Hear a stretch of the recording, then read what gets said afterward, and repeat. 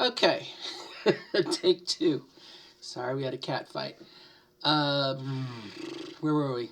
767, video 767.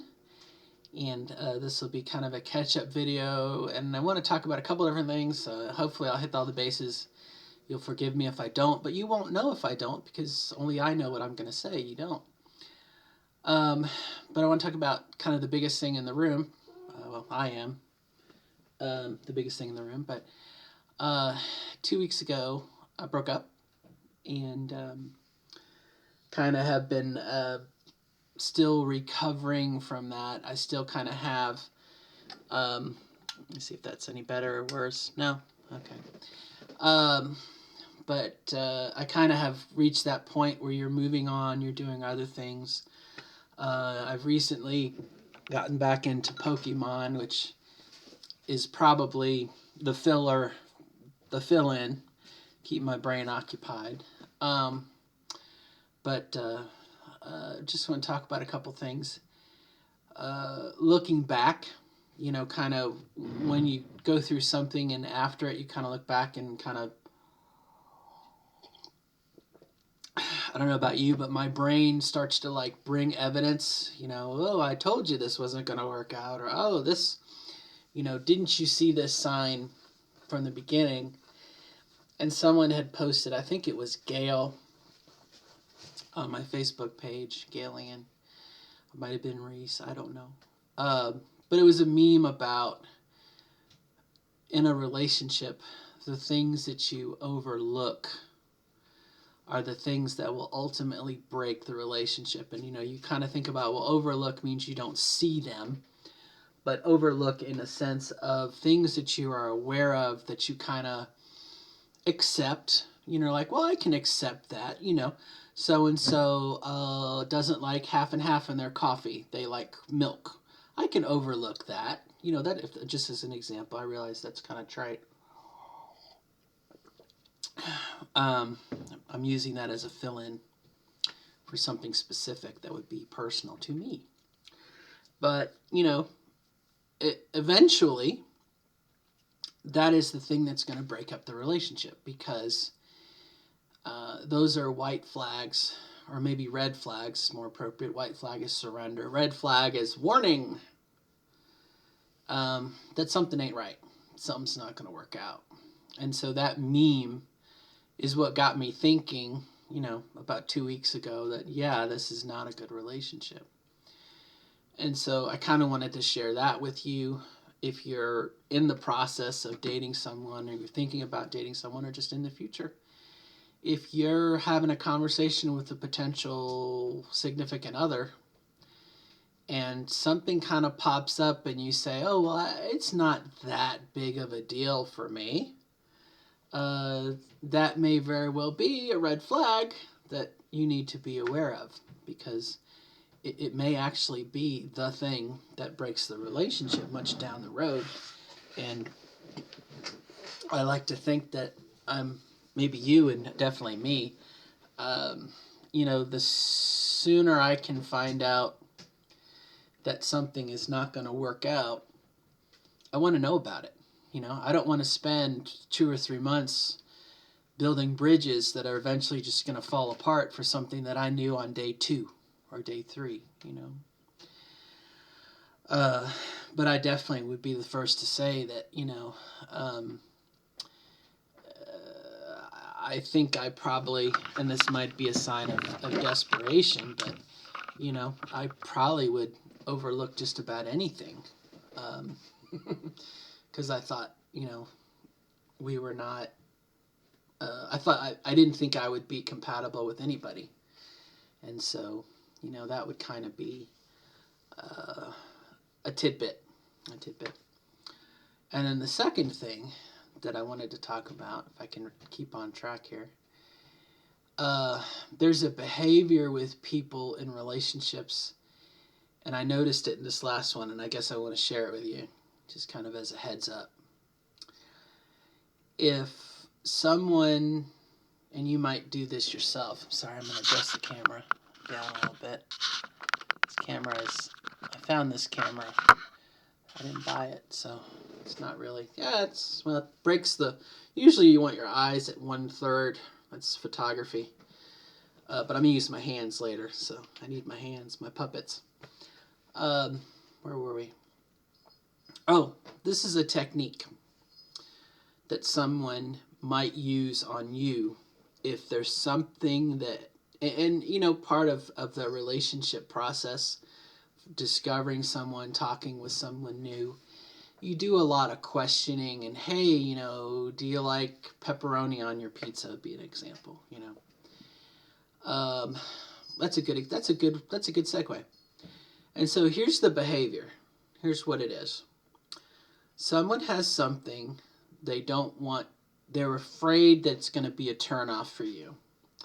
And so rather than tell you, and in this example, I'm going to say I like pepperoni or pineapple on my pizza, which I know is heresy. It's whoever came up with pineapple on a pizza is, probably burning in hell right now. But, this is kind of a jokey example. Pineapple on a pizza. I will eat a pizza with pineapple. I will give, but I don't like it. But let's say you're in a relationship with someone, and this could be anything about them. Could be that they smoke, and you're a non-smoker. It could be they like a particular kind of music, and that's it. Or it could be a sex thing. It could be anything. But it's something that they're afraid of. They know ahead of time. And this is where there's a little bit of a little bit of shadiness. They know that this could be this could be a deal breaker in the relationship. And rather than just come out to you and say, hey person, I just want to let you know I like pineapple on my pizza. I hope that's not a breaker for our relationship. And if it is, I'll understand. But it's very important to me that I have pineapple on my pizza. They will propose something as a joke and gauge your reaction on it with the expectation. And so, like, for example, I would say, well, let's talk about what we want for dinner. Oh, we like pizza. Oh, I like pizza. Okay. So I might say, well, some people like pineapple on their pizza. And they're waiting for your reaction, okay? If you have a positive reaction, oh, I like pineapple on my pizza, then all's well and good. Their ploy, okay, their attempt succeeded. If you have a negative reaction, okay, then they'll say, oh, I was just joking. Okay, they're not being truthful to you. Oh, I was just joking. Yeah, some people do. I don't, blah, blah, blah, blah, blah. Okay, it's a deception. And that's where there's a problem. Okay, it's okay to say, again, hey, I just want you to know I like pineapple on my pizza. But it's that deception. It's that, it's like a trigger. They're putting something out somewhat to see, they're fishing to see what your reaction is. And if you go one way that confirms what they want, then they'll act like, oh, everything's normal, okay? But if it's not, then they act like they're joking, and they'll kind of put it in the back burner. They'll put it away and kind of go along with you. They're not going to be honest with you, and I guess that is the problem with this process. That is the problem, okay? So that's kind of something I guess I wanted to make you aware of when you're in that, hey, I'm finding out things that I like about this person or I don't like about this person. And, without kind of going into too much detail, I don't smoke cigarettes. I do during the winter, I smoke pipes, okay? Not every day, every once in a while, but in the winter when it's cold, I like a good smoke. Okay, I'm very aware of that. I'm very conscientious of who I'm around. I usually only do it outside. If I do it in my room, I open up my window, Put a fan in the window so it sucks the air out. Okay. But I don't like cigarette smoke. Okay. There's a difference between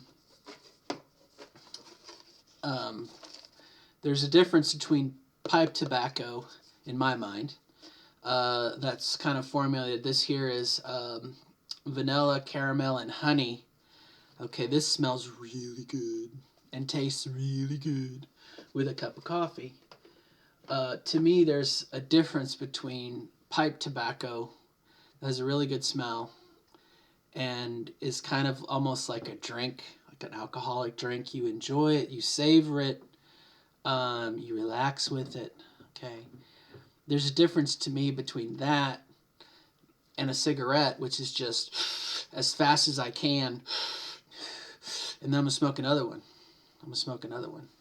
You know, to me, there's a difference. I don't like cigarette smoke. Okay, and I smoke a pipe, which again sounds probably very hypocritical, but and I've had bad experience in the past. I have some baggage, okay, from my marriage, my failed marriage, with cigarettes, and so I associate cigarettes with my ex, which again is my hang up. That's my problem. But in this is an example, the person that I dated, they smoked, okay, but they didn't tell me that right away. They kind of did that hook and, you know, yeah, I went and I visited my friend, and you know, while I was there, they were smoking, so you know, I took a couple puffs, and it wasn't true. They were a smoker. They smoked a lot, but they wanted to see my reaction. Okay, and so those kinds of things will break a relationship. You know, had I known they were a smoker, I don't think it would have necessarily been a deal breaker. Had they been honest with me and said, "Oh, I do smoke. I smoke a pack a day or a pack a week, or, you know, it helps me relax." I whatever reason. Like I said, I can't. I'd be a hypocrite if I said, you know, I don't like smokers because I smoke a pipe. But I think there's a bit of a difference. You could take that one step further. When I was younger, before I transitioned, I smoked cigars every once in a while, and you know, a good Cuban cigar is delicious. Okay, but it stinks, and it's not for everybody. You know, smoking a cigar is like the next level of just stinkiness and absurdity to non-smokers. Okay, but I wouldn't try to be dishonest. You know, and in the same way, again, in this instance, or you know, can be, if someone has a habit or a behavior that they don't know if you're gonna like, it's a lot better to just say, "I like blah blah blah." You know, I'll use another funny example, euphemism. You know, when I have sex, no, this is not me. You know, if a person says, "Yeah, when I have sex, I like to have whipped cream sprayed on my face." Ha ha. Wait. You know. Well, that's not the way it was said. It was, you know. And some people do it with whipped cream,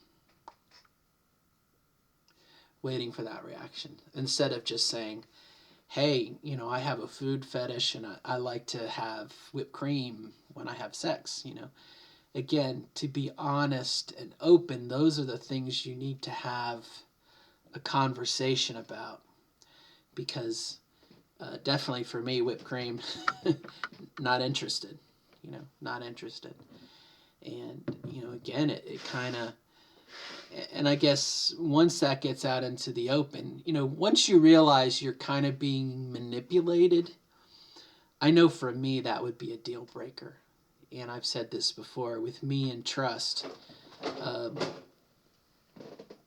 with me and trust, sorry, I have airplanes above my head and the cats like to knock them off. And then I get hit in the head with an airplane. And you'd say, "Well, why do you keep airplanes above you?" And I'm like, "Well, because I just do. I've got drones. I've got drones above me here. I've got Get hit in the head with a drone. Well, I can sidetrack myself quickly. Anyway, the bottom line is be honest and open. And if someone is playing you or doing that kind of crap to you, it's not worth it, you know. And I know for myself, once I realized the behavior, I was like, oh, this is bad.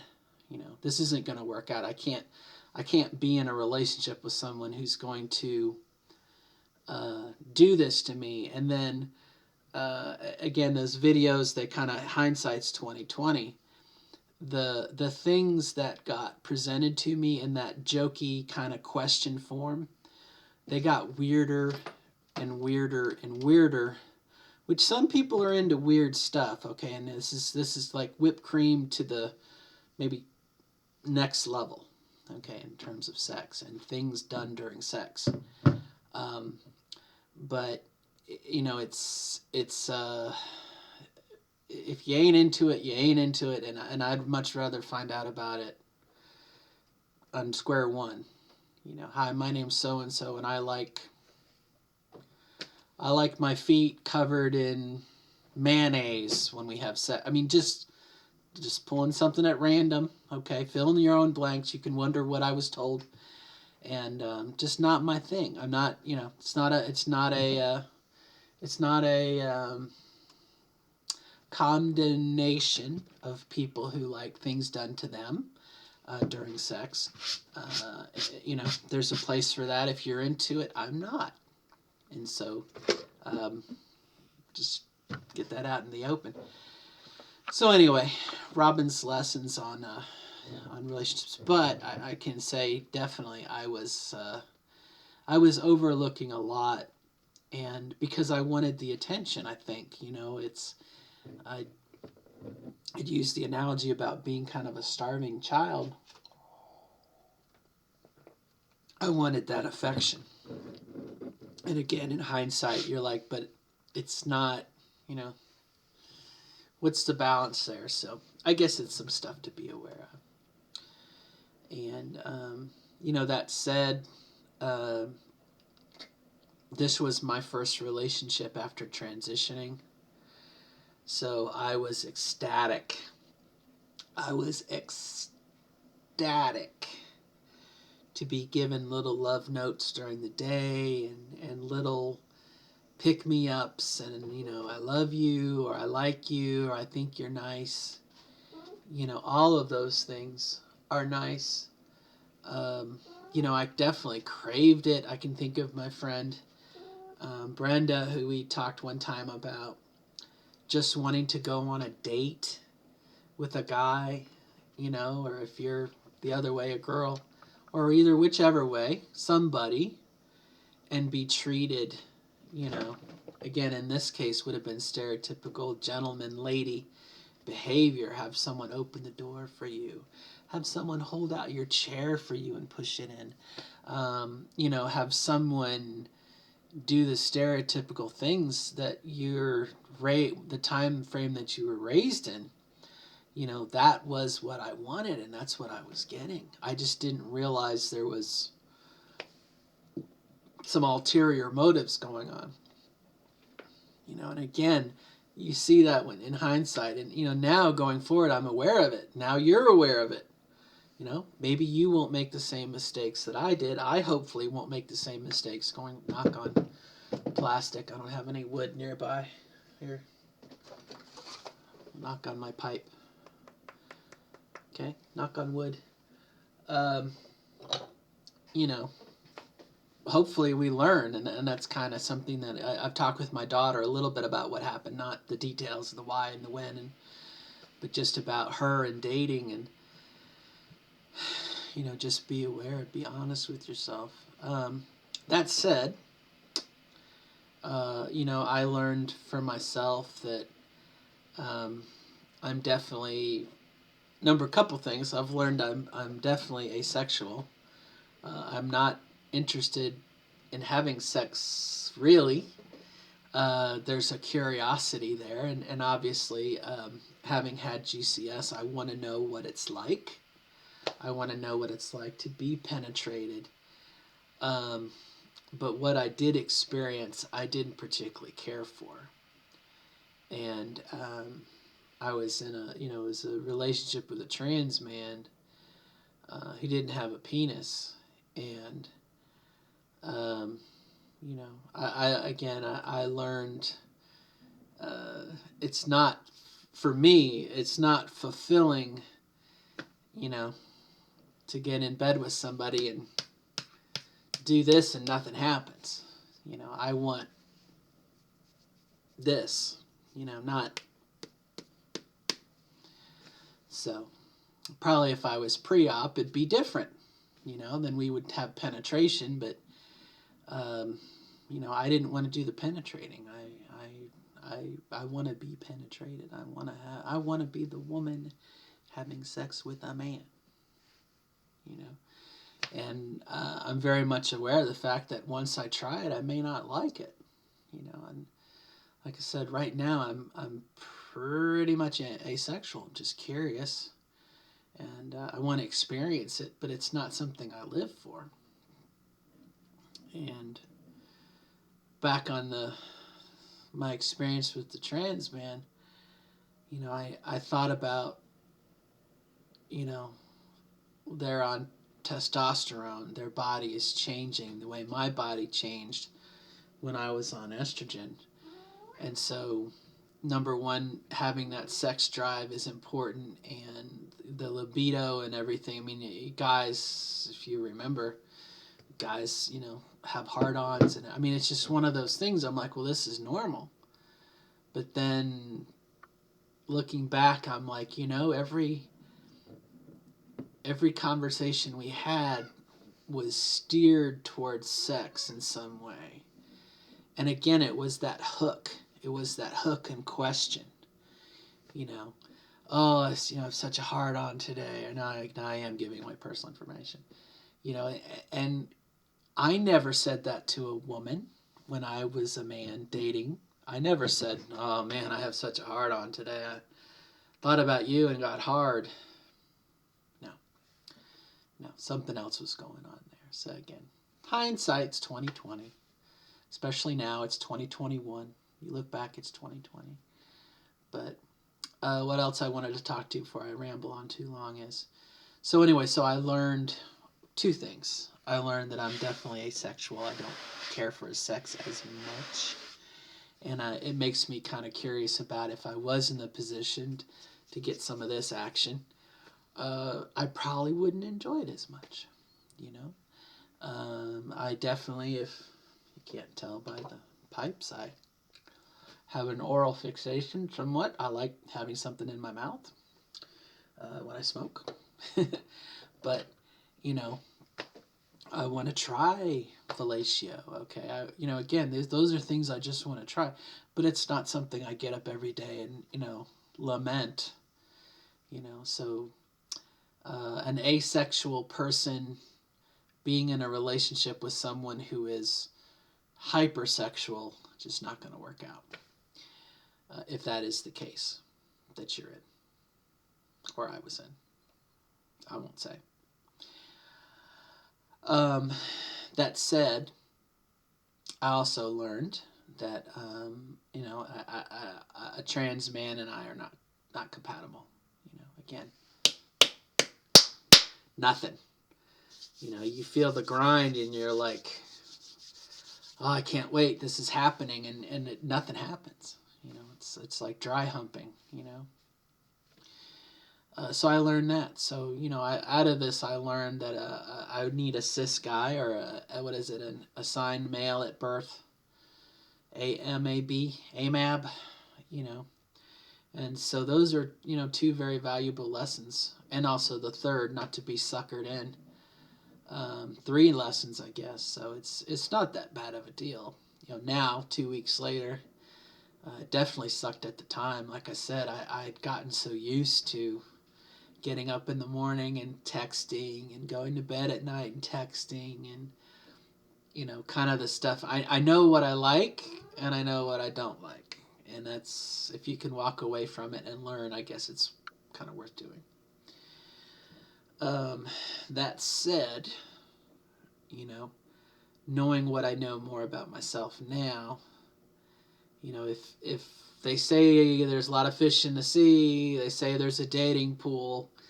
The dating pool for trans women is more of a dating bucket. It's very much smaller than a pool.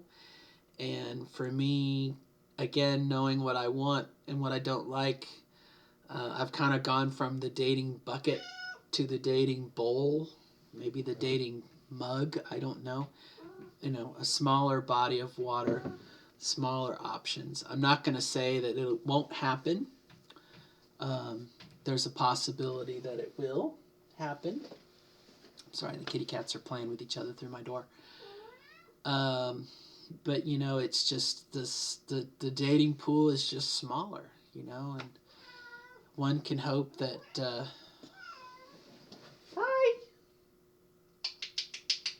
Hi, baby. We'll let you out in a minute, okay? One can hope that you can hope you can wish in one hand and shit in the other and see which fills up first. As is it Grumpier Old Men 2? The old man Pops. I wanna tickle my cantaloni.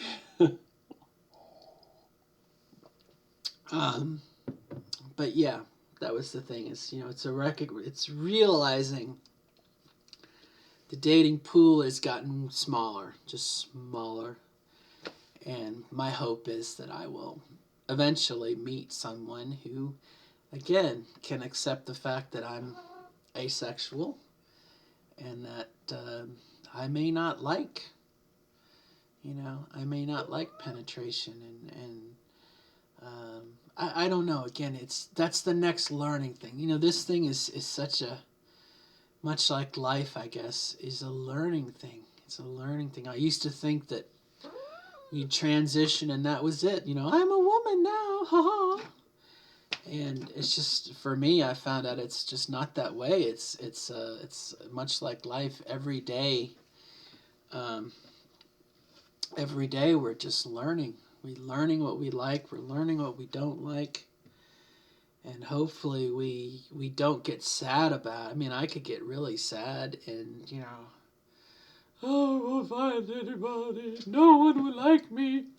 And it's, I've been through that, but tears of a clown right now. I'm not going to cry over it. I've got other things I want to do.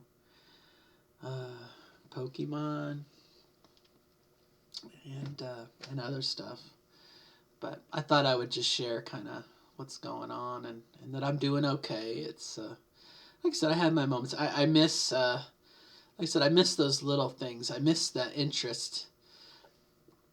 I miss someone having an interest in my life. And hopefully the next time it's not because they want me to get a tub of Cool Whip and some peach preserves and have some fun. I hope it's genuine. I hope it's genuine next time, and I'll be more aware of it. So, what else was I gonna say? Trans related. Well, that's just about it. In my life, things are going pretty good. Losing a little bit of fat, which is good. My nurse at Humana my weight loss nurse suggested I start taking CLA, which is conjugated linoleic acid. Bodybuilders use it to, what it does is it's an amino acid that breaks down body fat. And so I think my body fat's shifting a little bit, which is nice. My clothes are a little looser, which is nice. I've not really lost weight, but I've not really gained any either, so that's good.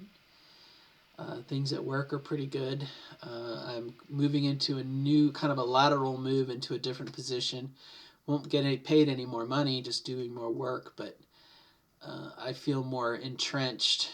Of course, anybody can be replaced at any time. Nobody is irreplaceable. But I'm getting more entrenched in my job.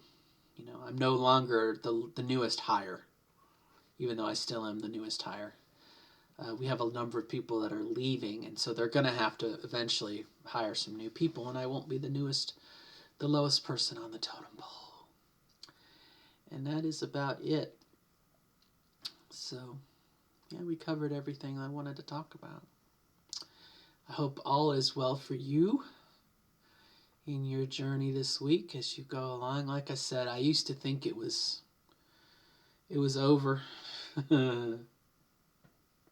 Not for me anyway, maybe for you. Maybe you transitioned and all your problems disappeared. It's not been my experience. But I'm old enough to know that's just life. Things come up, things happen, and the unexpected happens too. And that's something that, like I said before, I would say, well, I've pretty much resolved that I'm never going to meet anybody. And then I met somebody, and even though it didn't work out, the fact that happened, before I thought of it as a closed door, never going to happen. And now I'm like, well, it's a possibility, It'll definitely, you'll miss every target you don't aim for. And in this case, I've become a little smarter, but I'm still aiming for targets. And, I don't know, we'll see. I have a feeling that I'm going to meet somebody, probably, I don't know, flying a plane or a drone or Pokemon or one of my hobbies, Warhammer, and we'll hit it off. And, we'll have Warhammer. We'll have common interest to sustain us. And, and I've kind of noticed this too, especially in the trans world. It takes more than just being trans to be friends. We have the same experience and we can kind of identify with each other. But for a friendship, you can't just be friends just because you're trans. I can't.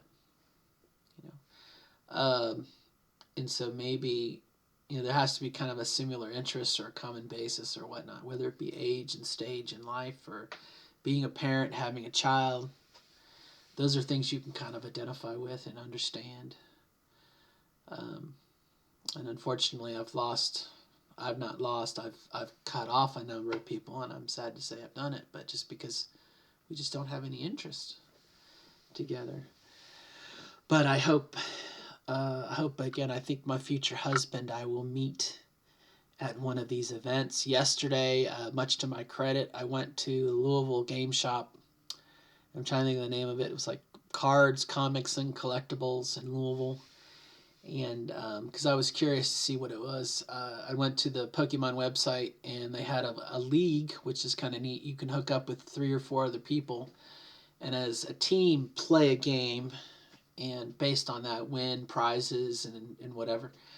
And it just sounded like a neat thing to do. And so yesterday I went to kind of check it out. It wasn't that event, but it was the store that it happens. And it was a store, and the perimeter of the store had cases with cards and stuff. And then the middle of the store had tables. And it was easily 100, maybe 120 guys. I'd say college age, 25, 35 years old, 30, maybe 30. More like 18 to 25, 27.